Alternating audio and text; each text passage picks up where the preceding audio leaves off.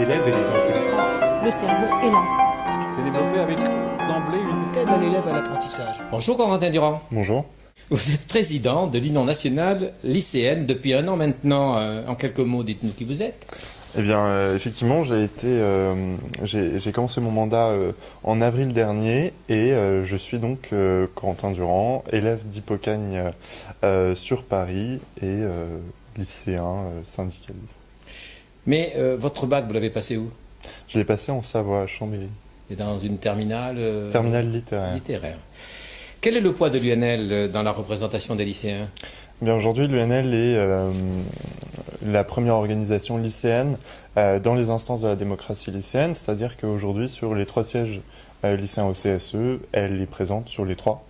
Et aujourd'hui, on la compte dans la plupart des départements de France avec des militants, des lycéens qui rejoignent l'UNL pour militer un jour ou plus longtemps.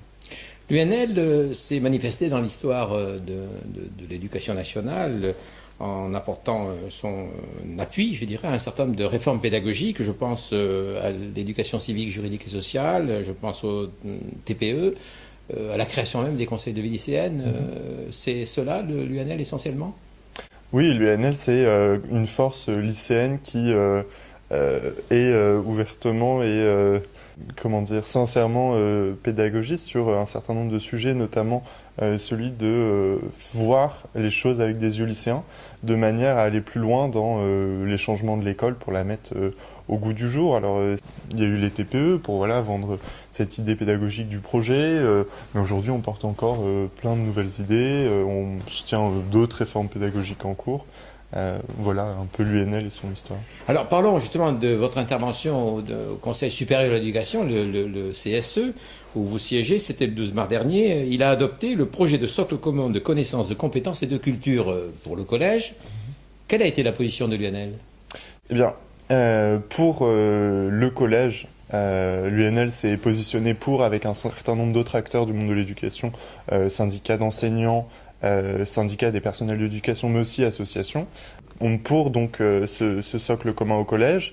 Et aussi, et ça c'était un peu notre surprise au CSE, on a voulu inventer, proposer, remettre en avant une idée qu'on a depuis quelques temps déjà, qui est celui du socle commun dans le secondaire au lycée.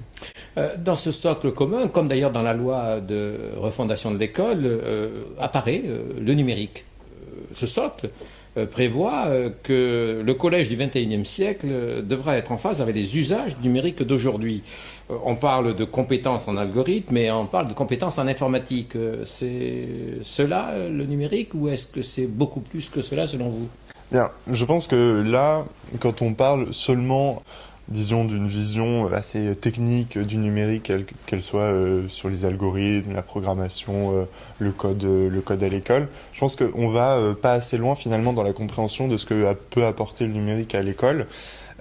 Pour moi, la culture numérique, et je pense que pour beaucoup de jeunes gens de ma génération, c'est aussi une culture du partage, de l'interactivité, de l'instantanéité, et c'est aussi une autre méthode cognitive. Et ça, je pense que c'est peut-être là-dessus que l'école a le plus de retard. Quand on voit les collectivités territoriales, quand on leur pose la question, elles nous disent qu'elles font de très gros efforts d'investissement, et c'est vrai. Pourtant, les usages ne décollent pas. Du moins, ils ne décollent pas vraiment sur le terrain, avec des situations, c'est vrai, extrêmement diverses. Pourquoi, selon vous, et que faut-il faire? Bien.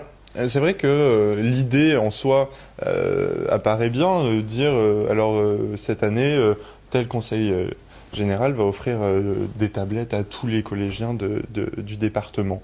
Alors ça apparaît comme bien, et puis finalement on se rend compte sur le terrain qu'on fait face à des enseignants qui n'ont pas été formés à l'usage de la tablette, à des tablettes qui n'ont pas été choisies par les établissements, qui finalement ne font partie d'aucun projet éducatif plus large, et on se retrouve avec des tablettes soit tristement inutiles et inutilisées, ou soit qui servent à faire du complément, c'est un peu gadget, c'est l'agenda électronique sur tablette plutôt que dans le calepin, quoi. Et là, je pense que ce qui fait le plus défaut, c'est la formation des enseignants et le manque de projets éducatifs.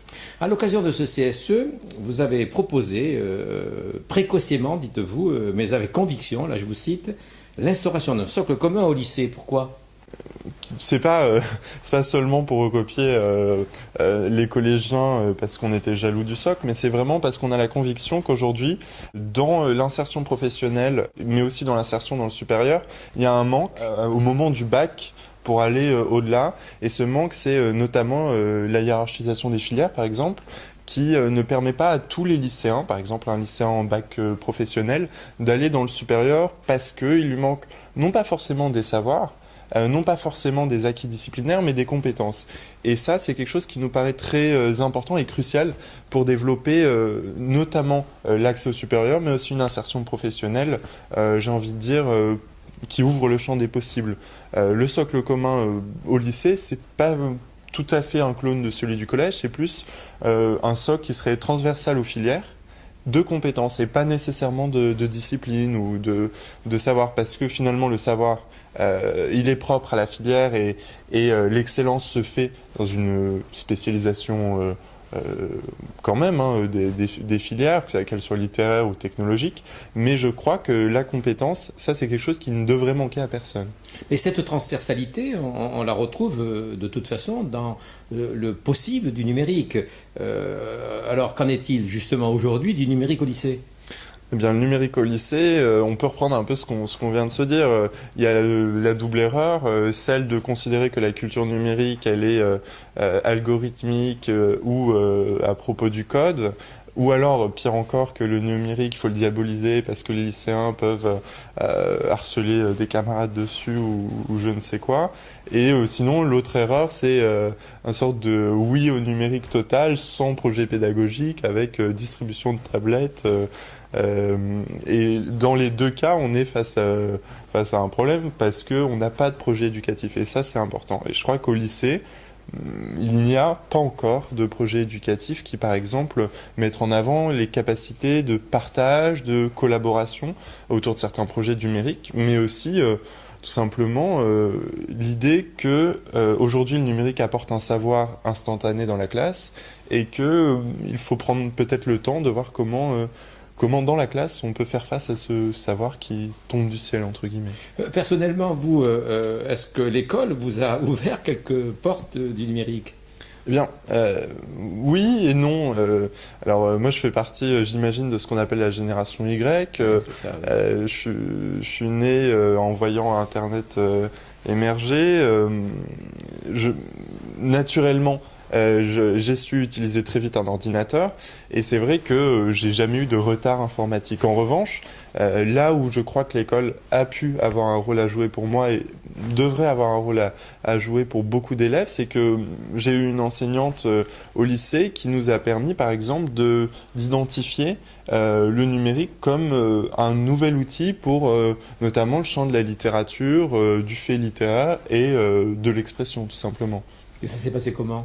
Eh bien, c'était le projet de Madame Caroline Duré, du coup, qui était enseignante dans mon lycée, et qui nous a proposé tout simplement de mettre sous forme numérique, sur les réseaux sociaux, tout simplement, les personnages du Père Goriot. On est dans l'innovation pédagogique, là. Complètement. Au lycée, bon nombre d'élèves posent la question de leur évaluation et plus particulièrement celle qui est mise en œuvre dans le baccalauréat.